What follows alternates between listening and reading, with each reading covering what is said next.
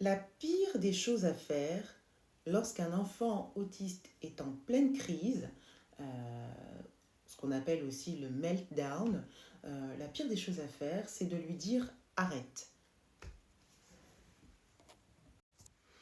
Pourquoi? Eh bien tout simplement parce que votre enfant autiste n'est pas en train de vous désobéir.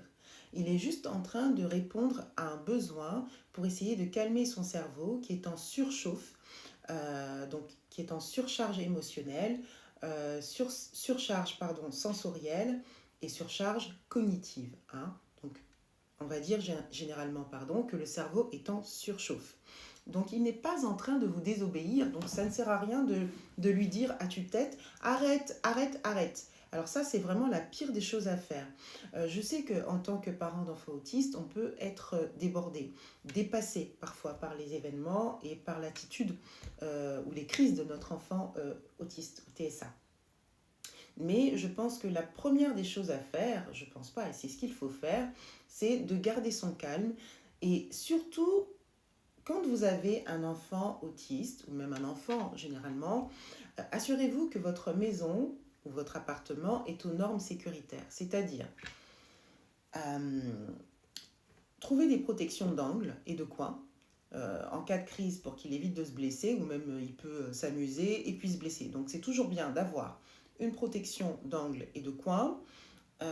Pour les vitres, si vous avez des enfants qui se tapent la tête contre les murs ou même contre les vitres, vous avez des films transparents qui, en cas de choc, il y aura moins d'impact, c'est-à-dire il y aura moins d'éclats de verre.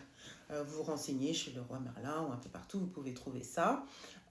Vous avez aussi des tapis, euh, des crash pads aussi, et des, comment ça s'appelle, des panneaux muraux rembourrés qui peuvent justement en cas de crise, je sais pas moi, admettons, je vous donne un exemple.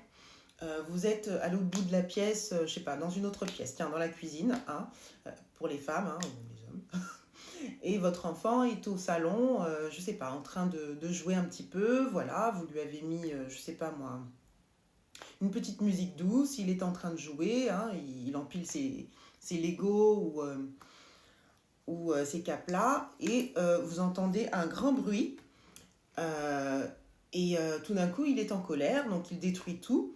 Euh, Et ce qui se passe, c'est que vous êtes sous le choc, donc vous accourez pour voir ce qui se passe et vous vous rendez compte que votre enfant est en pleine crise. Soit il est fâché, parce qu'il y a des enfants qui sont mauvais perdants, mais comme on l'a dit, les enfants autistes sont hypersensibles généralement, donc du coup, il va le prendre comme un échec. Donc en général, ils sont mauvais perdants.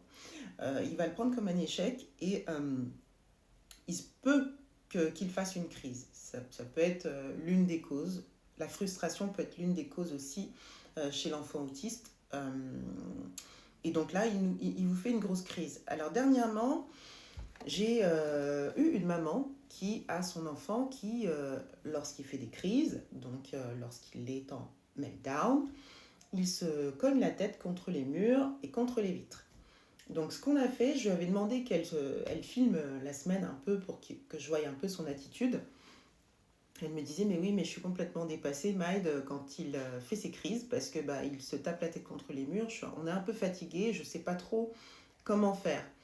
Et j'étais assez surprise, c'est pas un jugement, mais j'étais assez surprise quand même de voir que cette maman, non seulement parce qu'elle est dépassée, enfin elle était dépassée, hein, ça c'est sûr, mais j'étais assez surprise d'entendre, et puis surtout, j'étais agacée. On va plus dire, c'est pas que j'étais surprise, mais j'étais plus agacée d'entendre arrête, arrête.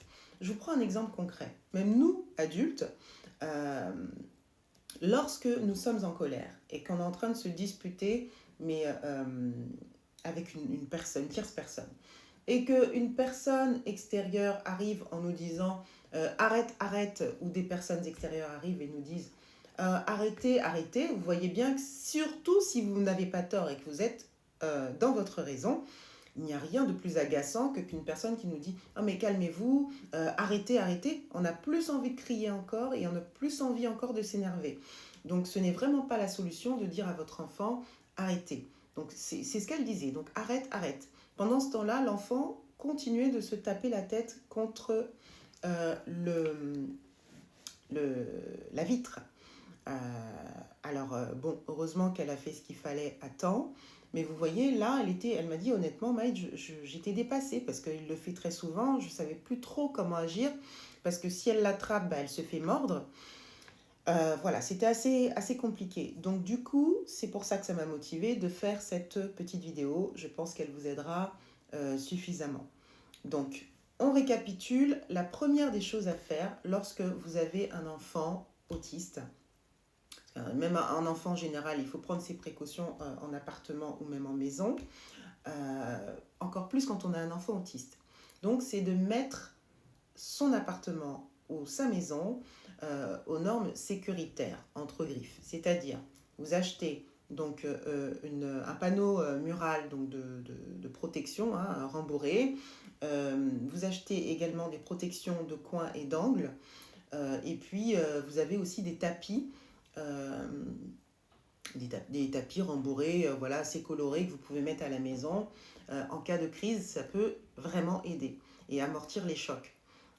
Voilà, donc ça c'est la première des choses à faire. Ensuite, point clé numéro 2. Il ne faut surtout pas le surcharger d'informations en lui disant arrête, je t'ai déjà dit d'arrêter, calme-toi. Alors là, on arrête tout de suite, surtout pas. Ce qu'il faut, c'est de le rassurer. Déjà, votre voix, le ton que vous employez. Vous passez peut-être une main. Alors ça, après, il faudra s'adapter en fonction de l'enfant, d'accord, et de la crise. Mais généralement, ça marche bien. Ce qui fonctionne, c'est déjà le ton. Parce qu'ils entendent, vous rappelez-vous, ils sont hypersensibles. Et donc, ils sont sensibles à la voix, donc le ton de la voix, de votre voix. Ne lui dites pas de manière agacée, calme-toi, ça ne fonctionnera pas. Vous lui dites, je suis là, tu es en sécurité. Qu'est-ce qui se passe? Est-ce que tu veux bien me raconter? Et puis vous lui caressez le dos dans le sens des aiguilles d'une montre. Vous le blottissez contre vous et vous lui faites comprendre que vous le comprenez, même s'il n'a pas la parole. Vous comprenez qu'il soit en colère et vous voulez l'aider. Donc une fois qu'il se sent rassuré, je vous assure que la crise, elle passe. Et puis, troisième point clé, il faut avoir de la bienveillance.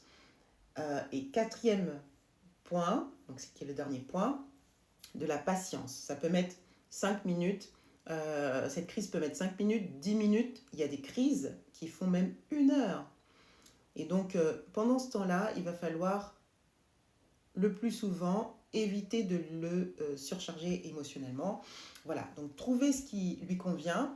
Mais voilà, une petite caresse dans le dos, lui dire « je suis là, tu es en sécurité, est-ce que tu veux qu'on en parle tranquillement ?»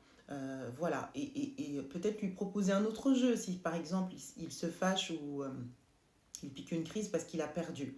Lui expliquer que c'est pas très grave, mais vraiment parler lentement. Parce que son cerveau, rappelez-vous, est déjà en surcharge cognitive. Donc voilà, et ça chauffe.